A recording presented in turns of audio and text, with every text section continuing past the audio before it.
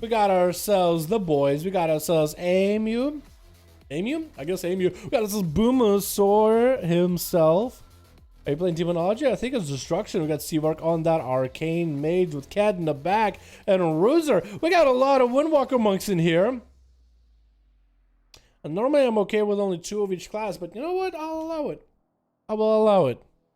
Because it is Boomosaur and it is Seavark in this group.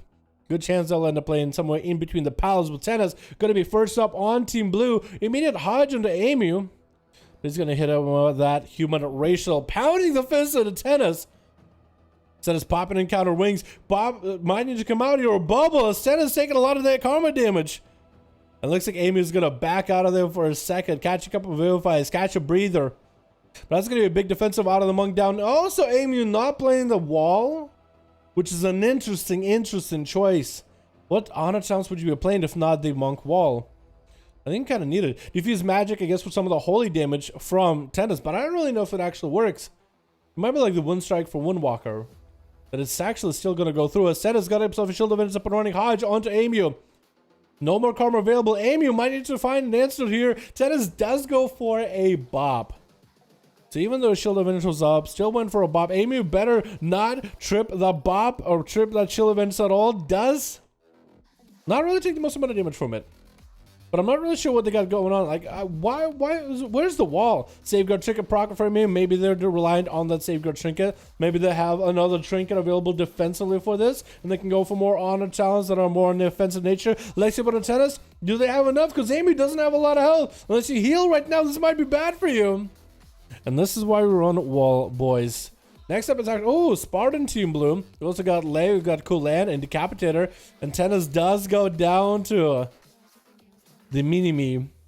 Seavark XD. Kulan is going to be up next versus Seavark. Hitting him with a stun immediately. Going to be Trinket. Bike going from a mile away. Seavark doesn't get to dodge it. Actually could have ran behind the pillar, and I think actually could have line decided. Does going to be Voodoo Rod Trinket onto Kulan. Could be huge damage right now. Seavark trying to blink around the man. I've coming up for Kulan getting interrupted. As long as Seavark doesn't let the Demon Hunter touch him at all.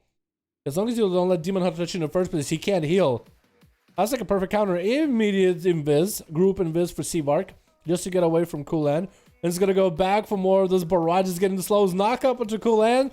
Does go for a imprison. Could be a perfect opportunity for a stun for the Demon Hunter. And instead goes up in the air. Does get a few lances, actually 3, 4, 5. No, Seavark is just letting those lances for free. He's just letting those lances hit him for free. I don't know if he had temporal for that or not. Kulan's super low in health, dropping down darkness next to Seavark, trying to eye him, but he's kind of stuck in the darkness. Does he walk out, trying to heal from Seavark, trying to go for some offensive damage, or does he sit in that darkness? A tough option. He actually is sitting down for some mage food. If Seavark is aware, he will notice this. Does see the mage food he eats. He's going to interrupt it immediately.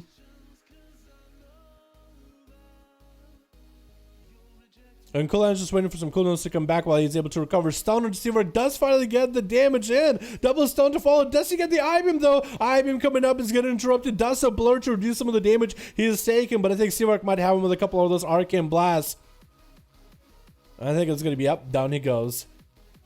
Seavark just waited out a little bit longer, but now he got himself a decent setup versus Kulan. Had to wait a little bit until the metamorphosis was down. Until the poor boy had absolutely nothing left. And now it's going to be Seavark versus Particle. An Arcane versus Arcane. Don't blink because he's got a spell stealing all y'all blinks. Nice little bow for Seavark. Nice little bow for Spart. Seavark chowing down some mana buns. So this essentially is going to be who interrupts who. The first person to land an interrupt here, I think, just wins. Arcane Missiles and Spart not letting those Arcane Missiles last too long. Did Seavark get a kick out of this? I don't know if he did. Temporal coming up for Spart. And Spart is the one taking a lot of damage right now, actually. Temporal stolen by Seavark. Poly on to Seavark. I don't think he has an interrupt anymore, though. And Spart got himself some big damage. Voodoo Rod Trinket onto Seavark. But does go for an invis, reducing some of that damage. This is going to throw him down a Voodoo Rod Trinket back at Spart. Spart blinking the hell out of there. Got himself the shield, trying to instant cast for a bit of health. And has got himself a group invis, maybe to reposition. Seavark trying to see if he can find him. Arcane missiles flying as well as an Arcane blast for free at Seavark. Trying to get some missiles back at Spart. Getting locked down. It's going to be immediate Ice Block for Sparticle. As he doesn't have any more defenses left. Temple coming up in 4 seconds. Will he even be able to use it? Trying to see if he might be able to do some damage to Seavark. Seavark does have Warlock Hellstone on his team, as Spart does not. So Seavark does have the small advantage. Temple up for Spart. Might be able to recover a little bit of health. Smallest amount of health, as we are hitting 1% dampening. It looks like Seavark is going to send the missiles flying. As soon as Spart gets a kick, and as soon as he doesn't have a kick, Seavark can go and handle pressure. He doesn't have to stop those arcane missiles. He just can let them fly. That's a lot of damage, lots of pressure available. Decapitator trying to see if he might be able to get a corner around. Seavark is going to have an reflect available. Going to be a Nova, but Seavark cannot reflect the Nova. And Decapitator is going to have to go for those charges and leaps and be very, very specific when he does it. And Seavark is going to punish him with those missiles straight inside of the Stormbolt, not letting Decapitator get close to the guy. That's going to be a bike, and Seavark does pop an invis. The bike still is honed in on him, blinking away from Decap. He is going to go for commanding shot. Leap next to Seavark. Is going to get knocked up as soon as he gets anywhere near Seavark. As long as he can't touch Seavark, he's in a bad position. Did he get at least one? He might have gotten one Bloodthirst there. I saw Enrage Regen come up, and I saw his health low, and now it's high, so I guess he maybe stole one quick Bloodthirst in there. But Decap is definitely going to have a hard time trying to go for some food. So is Seavark. So both of them are going to get the eats. The problem is Seavark got his food before Decap. Seavark can interrupt a good portion of that eats. He's going to go for the Arcane Orb. Blinking as soon as he sees anything come at him. As soon as he sees charges. Decapitator playing only one charge is going to put him in a disadvantage, because he will hit him with a Stormbolt. Slow. Big damage out of Seavark with a Voodoo Rot. And Decap just honestly couldn't play the game.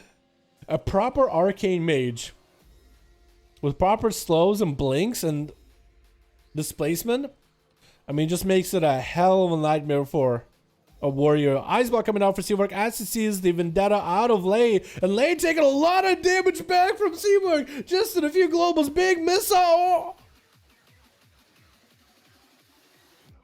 Well, that's Seavark for ya.